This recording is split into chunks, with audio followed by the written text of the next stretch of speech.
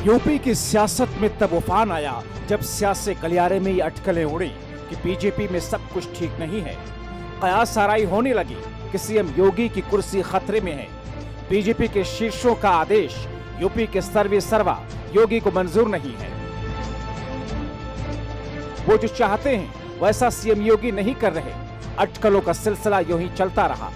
फिर अचानक सीएम योगी दिल्ली के लिए आते हैं। पहले गृह मंत्री अमित शाह से मुलाकात, फिर प्रधानमंत्री मोदी से और फिर भारतीय जनता पार्टी के राष्ट्रीय अध्यक्ष जेपी नड्डा से मिलते हैं। इन सियासी अटकलों में एक नए अध्याय का जन्म होता है। सब अपने अपने तरीके से व्याख्या करने में मशगूल हो जाते हैं। इसी व्याख्या में यह बात निकल कर आती है, कब के बिछड़े सुभाषपा अध्यक्ष ओम प्रकाश राजभर अपनी धारदार जबान से न सिर्फ मुख्यमंत्री योगी बल्कि बीजेपी को घायल करने वाले उन्हीं ओपी राजभर से गठबंधन तोड़ने के लिए मजबूर, सरकार से बाहर का रास्ता दिखाने वाले, उनसे ऊपर योगी सरकार न सही केंद्रीय नेतृत्व जिस पर आंख तरेरने में वही ओपी राजभर सबसे आगे हैं। उन्हीं राजभर की दरकार अब केंद्रीय नेतृत्व को है।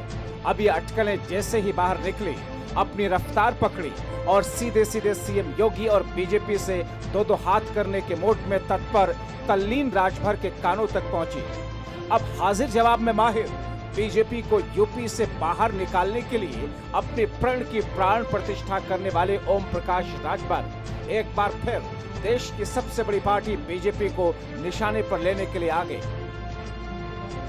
ट्वीट किया, लिखा, बीजेपी डूबती हुई जहाज है, जिसको इनके रथ पर सवार होना है वो जाए, पर हम सवार नहीं होंगे। जब चुनाव नजदीक आता है तो इनको पिछड़ों की याद आती है। जब मुख्यमंत्री बनाना होता है तो बाहर से लाकर बना देते हैं। हम जिन मुद्दों को लेकर समझौता किए थे, 4.5 साल बीत गया, एक भी काम नहीं हुआ।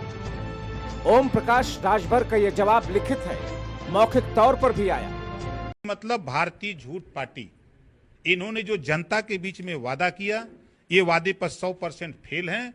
जो मेरे सामने वादा किया उसमें भी फेल हैं। सामाजिक न्याय समिति की रिपोर्ट लागू करने की बात, समान शिक्षा की बात, उसमें भी फेल हैं। जो कुशासन हमको गिना रहे थे कि हम सुशासन देंगे, तो आज कुशासन से भी बड़ा ये अपराध यहाँ होने लगा।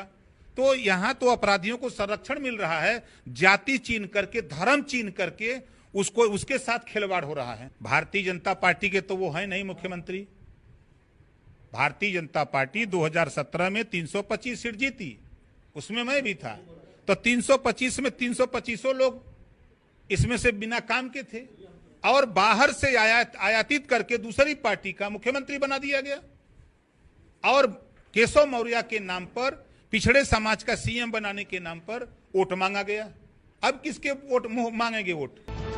बहरहाल सियासत की अहम नीति है, यहाँ मुद्दे बनते नहीं, बनाए जाते हैं। अपने अस्तित्व या यूं कहें कि जनता के बीच अपने नाम को बैठाने के लिए फ्रंट पर आना पड़ता है।